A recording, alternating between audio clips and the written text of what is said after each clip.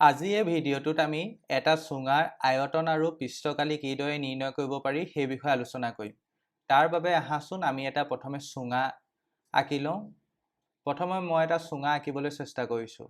এতিয়া চুঙাক সাধাৰণতে চুঙা বুলি নকৈ বেলন বুলিও ক'ব পাৰি। কিছুমান টেক্সটবুকত চুঙাক বেলন হিচাপেও লিখা থাকে, কিন্তু বস্তু একেটাই। ধৰি লওঁ মই এটা চুঙা আঁকিবলৈ চেষ্টা কৰিছোঁ। চুঙাটো হৈছে এইটো। এতিয়া চুঙাটো এটা নিজস্ব এটা উচ্চতা থাকিব। ধৰি লওঁ মই চুঙাটো উচ্চতাক h আখৰে ডিন'ট কৰিম, আৰু সাপোজ এই উচ্চতাটো হৈছে ইয়াৰ পৰা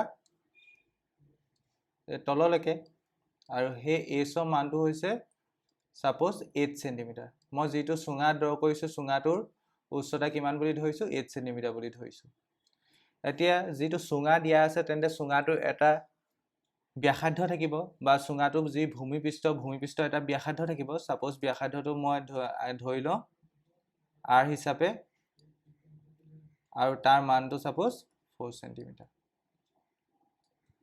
এতিয়া প্ৰথমে মই এই চুঙাটোৰ আয়তন নিৰ্ণয় কৰিব লাগে। কি নিৰ্ণয় কৰিব লাগে? আয়তন। প্ৰথমে মই এই চুঙাটোৰ আয়তন নিৰ্ণয় কৰিব লাগে। আয়তন কিমান হ'ব? আয়তন মানে এই চুঙাটো কেপাচিটি কিমান, বা চুঙাটোত কিমান বস্তু সোমাব পাৰিব যদিহে মই ভৰাওঁ। এতিয়া সেইটোক মই মেথমেটিকেলি কেনেকৈ কেলকুলেট কৰিম? তাৰ বাবে ইয়াত আমি এটা পদ্ধতি ইউজ কৰিম। সেই পদ্ধতিটো কি জানানে? প্ৰথমে এই চুঙাটো ওপৰৰ পৃষ্ঠখন চোৱাচোন, যিখন ভূমিপৃষ্ঠ, সেইটোৱে এটা বৃত্তৰ নিচিনা। মানে বেছিকেলি মই এই পৃষ্ঠখনৰ কথা কৈছোঁ। এই পৃষ্ঠখন এটা বৃত্তৰ দৰে। অ'কে, তেন্তে এই পৃষ্ঠখনৰ যদি আমি কালিটো উলিয়াব পাৰোঁ, আৰু সেই কালিটোক যদি এছে পূৰণ কৰি দিওঁ, তেন্তে আমি এই চুঙাটোৰ আয়তন পাম। কেনেকৈ? কাৰণ চোৱা, যিহেতু মই এই পৃষ্ঠখন উলিয়াব পাৰিলোঁ, মানে এই পৃষ্ঠখনৰ কালিটো গম পালোঁ। এতিয়া এই পৃষ্ঠখন কিমান তললৈ গৈছে যদি মই সেইটো কেলকুলেট কৰিব পাৰোঁ, তেন্তে আমি কি পাম? গোটেই চুঙাটো আয়তন পাম। মানে বেছিকেলি এনেকুৱা এখন ধৰি লোৱা পৃষ্ঠ আছে, ঠিক তেনেকৈ তাৰ তলতে আৰু এখন তেনেকুৱা পৃষ্ঠ আছে, তাৰ তলত আৰু এখন তেনেকুৱা পৃষ্ঠ আছে। তেনেকৈ পৃষ্ঠখিনি লগ হৈ গোটেই চুঙাটো গঠন হৈছে, বা গোটেই চুঙাটো আয়তন হৈছে বুলি ক'ব পাৰি। তেন্তে আমি যদি এখন ওপৰৰ পৃষ্ঠখনৰ যদি কালিটো উলিয়াই লওঁ আৰু কিমান তললৈ গৈছে সেইটো চাওঁ, কিমান তললৈ গৈছে মানে বেছিকেলি এইচৰ লগত পূৰণ কৰি দিওঁ, তেন্তে আমি আয়তন পাই যাম। তেন্তে এই পৃষ্ঠখনৰ কালিটো বিচাৰিব হ'লে মই এইটোক প্ৰথমে চিত্ৰটোক মই কিনাৰত ভালকৈ আঁকি লওঁ। ধৰি লওঁ মই চিত্ৰটো ওপৰ পৃষ্ঠখন যিহেতু বৃত্তাকাৰ বা বৃত্তৰ নিচিনা, মই বৃত্ত এটা আঁকি ল'লোঁ। মই এটা বৃত্ত আঁকি লৈছোঁ, আৰু যিহেতু এই ভূমিপৃষ্ঠখনৰ ব্যাসাৰ্ধ আছিলে 4 সেন্টিমিটাৰ, তেন্তে এই বৃত্তটোৰ ব্যাসাৰ্ধ কিমান হ'ব? 4 সেন্টিমিটাৰেই হ'ব। তেন্তে এই বৃত্তটোৰ ব্যাসাৰ্ধ 4 সেন্টিমিটাৰ। তেন্তে ইয়াৰ যদি মই কালি উলিয়াব লাগে, যাক মই a আখৰে ডিন'ট কৰিছোঁ, কালিটো কিমান হ'ব চোৱাচোন। আমি জানো যে বৃত্তৰ কালি কেনেকৈ উলিয়ায়? পাই r স্কোৱাৰ, হয়নে? পাইটো সাপোজ মই পাই ভাগে ৰাখিলোঁ, আৰু ইয়াত r মান কিমান? r মান 4। তেন্তে 4 মানে basically centimetre, 4 centimetre whole square. তেন্তে মই যদি এইটোক চিম্প্লিফাই কৰোঁ, 4ক যদি মই স্কোৱাৰ কৰোঁ 16 পাম, আৰু লগত পাইটোতো থাকিবই, আৰু সেন্টিমিটাৰ হোল স্কোৱাৰ। তেন্তে মই গম পালোঁ যে যিখন ওপৰৰ ভূমিপৃষ্ঠখনৰ কালি কিমান? 16 পাই সেন্টিমিটাৰ স্কোৱাৰ। এতিয়া এনেকুৱা পৃষ্ঠ আমি তললৈ কিমান আছে চাম। সেইটো কেনেকৈ গম পাম? আমি এইচটো মাল্টিপ্লাই কৰিব লাগিব। যদিহে এই পৃষ্ঠখনৰ কালিৰ লগত যদি আমি এইচটো মাল্টিপ্লাই কৰি দিওঁ, তেন্তে এই চুঙাটোৰ সম্পূৰ্ণ আয়তনটো পাই যাম। তেন্তে কি হ'ব? তেন্তে যিহেতু আমি চুঙাটোৰ ওপৰৰ পৃষ্ঠখনৰ কালি পালোঁ, সেই কালিটো কিমান? 16 পাই সেন্টিমিটাৰ হোল স্কোৱাৰ। তাৰ লগত কি পূৰণ কৰিব লাগিব? তাৰ লগত এই উচ্চতাটো পূৰণ কৰিব লাগিব। উচ্চতাটো কিমান? 8 সেন্টিমিটাৰ। তেন্তে মই যদি এইকেইটা পূৰণ কৰোঁ, কিমান হ'ব চোৱা? 16ৰ লগত 8 পূৰণ কৰিব পাৰিম মই। 16ৰ লগত যদি 8 পূৰণ কৰা তুমি কৰি চালে গম পাবা, 128 পাবা। ঠিক তেনেদৰে পাইটো প্ৰায়ভাগেই থাকিব। ইয়াত চোৱাচোন, ইয়াত সেন্টিমিটাৰ দুটা আছে, ইয়াত সেন্টিমিটাৰ এটা আছে। টোটেল সেন্টিমিটাৰ কিমান হ'ব? Centimetre whole cube. তেন্তে মোক যিটো চুঙাৰ কথা কৈছিলে, চুঙাটোৰ আয়তন কিমান? 128 পাই সেন্টিমিটাৰ হোল কিউব। তেন্তে চুঙাটোৰ আয়তন কেনেদৰে উলিয়াব পাৰি তোমালোকে গম পালা। এতিয়া এই চুঙাটো যদি তোমাৰ পৃষ্ঠকালি উলিয়াব ক'লে হয়, তেন্তে তুমি কি কৰিলা হয়? এতিয়া এই চুঙাটোৰ পৃষ্ঠকালি উলিয়াব যাওঁতে আমি পৃষ্ঠবোৰৰ কালি উলিয়াব লাগিব। এতিয়া যিহেতু মই পৃষ্ঠবোৰৰ কালি উলিয়াব লাগিব, তেন্তে মই ওপৰৰ পৃষ্ঠখনটো ল'বই লাগিব। ওপৰৰ পৃষ্ঠখন আহিবই। ঠিক তেনেদৰে মই তলৰ পৃষ্ঠখন ল'বই লাগিব। তেন্তে এই দুখন পৃষ্ঠটো ল'বই লাগিব, সেইটো কনফাৰ্ম। তেন্তে মই এবাৰ কি উলিয়াবলৈ চেষ্টা কৰিছোঁ? পৃষ্ঠকালি চুঙাটো কি উলিয়াব চেষ্টা কৰিছো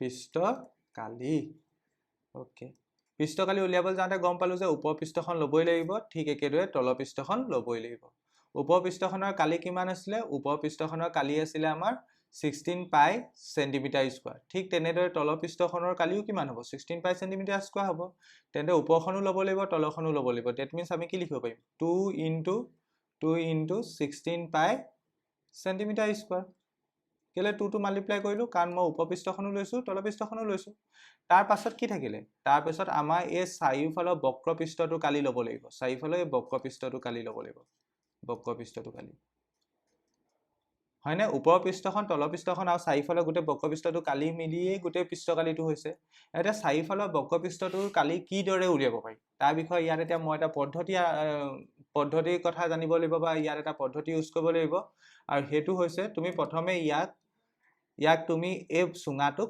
কাটিছো বুলি ধৰি ল'ব লাগিব সাপোজ তুমি এই পজিশনটোতে এনেকে সমানকৈ চুঙাটোক কাটি দিলা এই পৃষ্ঠখন যিখন বক্ৰপৃষ্ঠ ঠিক আছে এই বক্ৰপৃষ্ঠখনক যদি তুমি সমানকৈ কাটি দিয়া তেন্তে এই পৃষ্ঠখন দেখিবলৈ কেনেকুৱা হ'ব অলপ মনোযোগে কল্পনা কৰিবলৈ চেষ্টা কৰাচোন এই পৃষ্ঠখন আমাৰ এটা আয়ত টাইপৰ হৈ যাব এনেকুৱা টাইপৰ আয়ত টাইপৰ হৈ যাব কথাটো বুজিবলৈ চেষ্টা কৰা এনেকুৱা ধৰণৰ কি হ'ব আয়ত টাইপৰ হৈ যাব